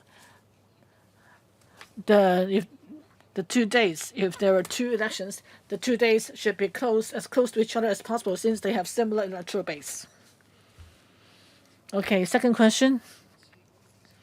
In the incident of 2017, in the wake of that, the Office of Privacy Commissioner also carried out an investigation and gave REO a list of recommendations. We have implemented all the recommendations given to us. In terms of handling of personal data, we have stepped up training of the electoral officers, and also our office has adopted some internal technology and security guidelines. The use of personal data will only be limited to people who need to know them or use the data for designated purposes. So we'll be very cautious in our use of data. Yes, your paper also mentions internal measures taken in your office, but that's not enough. Well, you have your internal staff may have changed, and you haven't answered us why the computer theft incident occurred. It's still an outstanding case. The 3 million data, where have they gone? We are still, as electrical members, I think we need to follow up on the matter on behalf of the public, because people, in possession of the data, actually was behind, the doxing acts that were so rampant last year. So what you said actually does not really satisfy me or ease my concern about security. I think procedure-wise, you really need to make sure that you have really tight control over data security. Thank you. Next one, Carmen Ken. Thank you, Chairman. Electoral is an important part of the local constitutional arrangement or system. So I hope that the Bureau and the RUO can do a good job with the upcoming by-election. The press statement made by the government has not mentioned the actual voting time from 9 a.m. till late in the evening. So I think you need to have good publicity on the voting period so that our electors would know when they can vote. I didn't know about the duration for the voting time, until when I read this document. Chairman, have you received a notice from the RUO? Have you received it about arrangement for by-election? I think for the upcoming by-election, even in this notice, it doesn't mention the duration. From 9 to 10:30 a.m., which is rather short. So you need to make sure people know about the duration of the voting time. And also in the notice, how is this notice distributed? I just received it by mail this morning. And this is actually an arrangement, a notice on nomination matters, and the other part is on the security arrangement. It talks about the arrangement for uploading of photos, notification by phone, and so forth. I think the Bureau has to explain more. You just now in your PowerPoint presentation, you talk about the arrangement on the day of balloting, but the arrangements for days before are also important because some of the electors may not be in Hong Kong, they may be on business on the mainland. So they need to know very well what are the related arrangements and also whether the security arrangements are necessary. If they haven't done that, say they need to, for example, provide an address and so forth beforehand. So the logistical arrangements beforehand are important to ensure that we have a smooth by-election. Maybe you can provide us with an easy kit for the electors to know conveniently what they need to know. And secondly, about contingency arrangements, well, I think REO or Bureau can tell us how many people there are on the register,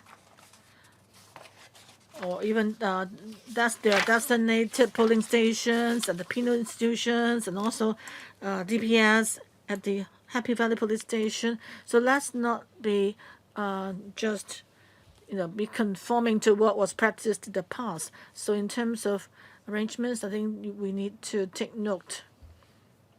So Bureau, could you respond? Deputy Secretary, 2 questions. Response to Ms. Ken's question, I think I will have answers for some. And the notice you just received, actually will need to be explained by Mr. Wong from, on the press statement issued last week. including the gazetted version, it did not mention the polling hours because the polling hours would need to be gazetted and also mentioned in another press release. And also, we would, for each individual elector, send them a post. So giving them actually easy kit comprising all sorts of information they need to know. But we've also arranged for publicity of the by-election, which will be launched in 2 phases. The first phase began on October 25th. That's running until November 14th, the end of nomination period. It focuses mainly on appealing to more people to join the by-election. The second round of publicity will be kicked off by the end of November till the polling day, which will focus on calling on the electors to go to the polling stations on the day and during the designated time. So we would, through various channels, inform the electors about the polling arrangements. As for the register, by the end of September 30th, there are 1,441 electors. But because the vetting committee actually is still dealing with registration of various electors, I hope that before the nomination begins, we hope that we can deal with the registration of several other electors or members of the election committee who will be eligible, as approved by the Candidate Eligibility Review Committee. Okay, well, I now have to announce that using the power as a chairman, I need to extend the meeting by not more than 15 minutes so that 2 more colleagues can ask their questions. So the next one is Chen Yong. Thank you, Chairman. Well, I need to express my gratitude here for all the work done so far. In the last CE election, the government did a good job, so I'm very grateful to them. The whole process of casting ballots was very smooth, and we actually cast our ballots actually effectively. And for this coming election, including the duration for balloting, I think most of the electors who took part in the CE election would know. They would know about the arrangement this time because it's similar to the last time. And some may have been maybe on the mainland, but once they receive the mail, they may not go into detail. They may just ask the secretary to read it first. So if you can give them some photos. Well, I'm an MP's delegate, and also I'm a member of the election committee. I have duplicate roles, so we can, on a voluntary basis, maybe WhatsApp the other fellow electors to remind them of what they should do before or on the day of the by-election, because the electoral basis for the by-election and this NPC election duplicate somewhat.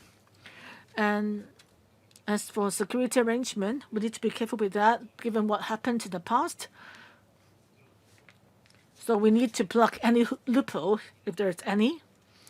And as the CE said, we need to focus on the outcome. Under an accountability system, we need to hold whoever is responsible should anything happen. So we need to know who should be responsible for the register and the electronic system or computer system to avoid any misunderstanding in the future. And another point I want to make is, like in the vote counting last time, you use the machine to assist the ballot counting. But we hope that for every election, after election, that can be good preparations for electronic counting. Even at banks, in the counting of money, everything is done electronically. And like in the last election, when I stood for election, the OMR system was efficient. But after that, you just use the OMR system for assistance purpose, and you hand counted the ballots again, and that's really, that used up additional time. So you need to be prepared for an electronic system to replace manual counting in the end. Thank you, Mr. Chen Yong, for your view. I think we would draw on our experience in the past and continue with successful measures, including the use of the electronic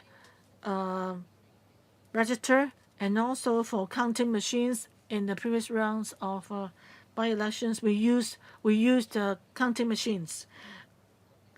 So whether we can extend the use of the counting machines to other sectors, we will do an overall review after the next by-election, including review of the election ordinance, and see what more we can do in our review to see how we can take forward the use of electronic counting more. And I'm sure that the REO would take adequate measures to ensure security. We also ask the government, relevant government departments, and also the police to help us review all our security systems. Chairman, just let me add that for declaration requirements of candidates, please try to streamline the administrative procedures as much as possible. We should avoid taking matters to the court. The procedure should be streamlined. Right, on election declarations of the electoral procedures, please see if you can streamline that as much as possible. Mr. Lee Chen-keung, I'm also a member of the election committee constituency. We had a successful election last time. Despite a rather slow counting procedure, but I understand that that's because of the ballot boxes to be delivered to the central station. I know on this occasion we have a central counting station. I don't think there will be another delay. Unlike the overnight counting that took place for the EC election. I understand that, let's say I know that there will be an MPC election as well. What happens if a candidate is joining both races? How should this candidate calculate the expenditure? You don't have to answer me at this moment, but will you provide guidelines for prospective candidates on what to do? They may not have this experience. So give it a thought. Very likely you may come across this situation again. All right, if a candidate joins election for Electoral as well as for NPC deputies, I thank Mr. Lee for his questions. On election expenses, we act in accordance with the law. You need to declare any expense incurred as a result of the election. If you have electioneering activities as a candidate for the NPC, then it should be separated. Right, but let's say if there is a promotional activity, if I need to attend a session, if I am a candidate for the electoral by-election and also election as an NPC deputy, then how should I divide the expenses? Say if we have 50 members. Do you mean that there are two activities happening at the same venue, one for advertising your candidacy for the NPC election and the other for Electoral? What about the number of people there? Say 10 going for the Electoral race and 40 others going for the NPC race? Yes, please draw up guidelines. I think the guidelines issued by the Electoral Affairs Commission provides guidance for the electoral election. The principle is that if you have expenses incurred as a result of the electioneering activities, you need to declare the expenses, and you can also amend the expenses incurred according to the actual circumstances. If you want further legal advice, you may wish to seek your own legal advice. For the second round is Carmen Can. Right, 4 minutes. Thank you, Chair. I'd like the administration to answer my question on issuing this letter on the 24th of October. By what means did you send this notification? Is it by post only? Do you also send emails? Yes. Because some EC members may not be in Hong Kong, they may not receive this physical letter. And about the security arrangements, does it affect a member's right to vote?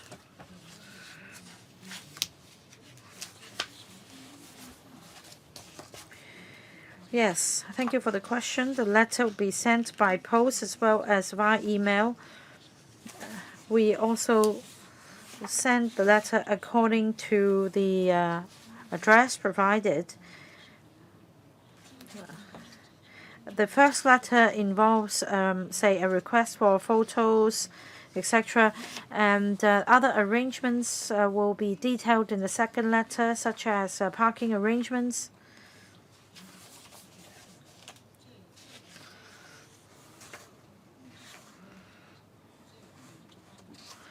Now, we need the candidate's photo so as to prepare an RFID pass for entry into the station. We also have ad hoc arrangements for circumstances such as loss of a pass. That means we will issue a temporary pass to candidates, and that candidates will not be barred from entering the polling station. I understand that according to the letter, if we provided a photo before, we don't need to provide another one unless I want to replace a photo. And also for other information such as mobile phone number, etc., it's only for emergency and it's optional. Is that right?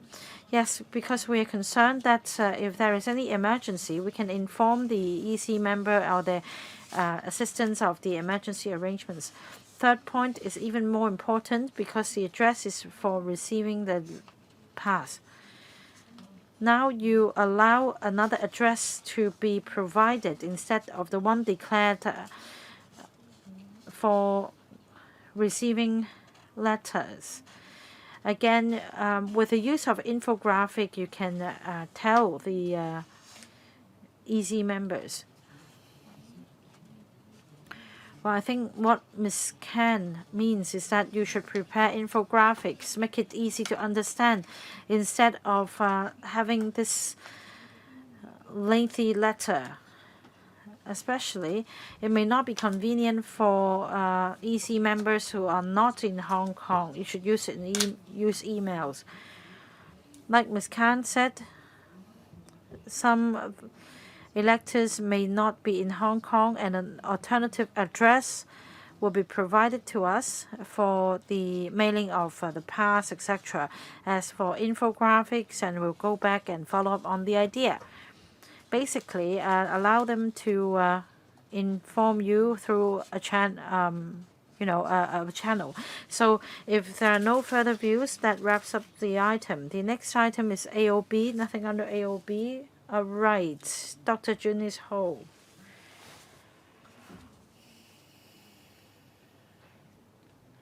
I'd just like to make this point under AOB. We were discussing CB bracket 2795/2022 bracket 03. Paragraph 37 about sexual minorities. About the 24-hour hotline for supporting sexual minorities, Pride Line, operated by the Tongma Group of Hospitals. I think this is good. It's all about making improvements.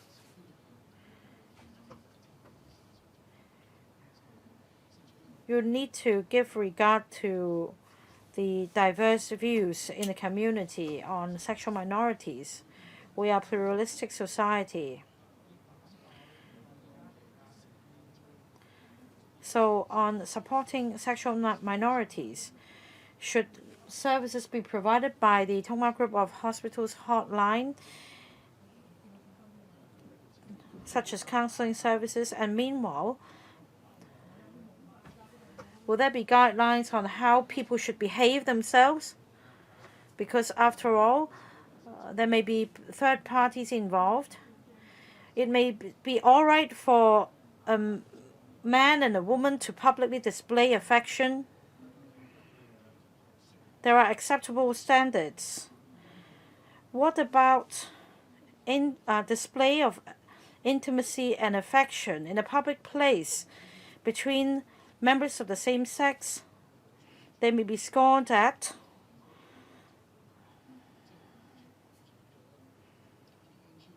So apart from the hotline operated by the NGO, I wonder if the Hong Kong SAR government has any set of guidelines, especially since after the 20th National Congress has come to an end, we are reminded that we should safeguard our cultural, traditional Chinese cultural values. So I think that something should be done about that. So I'd like to speak on paragraphs 37 and 38. Apart from engaging NGOs, I want to know if there are guidelines to take into account the different needs and different voices in the community. Right, that this is clear. P.S. This is Dr. Junius Ho's suggestion under AOB, but please note his point and perhaps go back and think about Dr. Ho's comment and take follow-up action. Thank you. I think his comment is clear. If there's nothing under AOB, the meeting is adjourned. Thank you.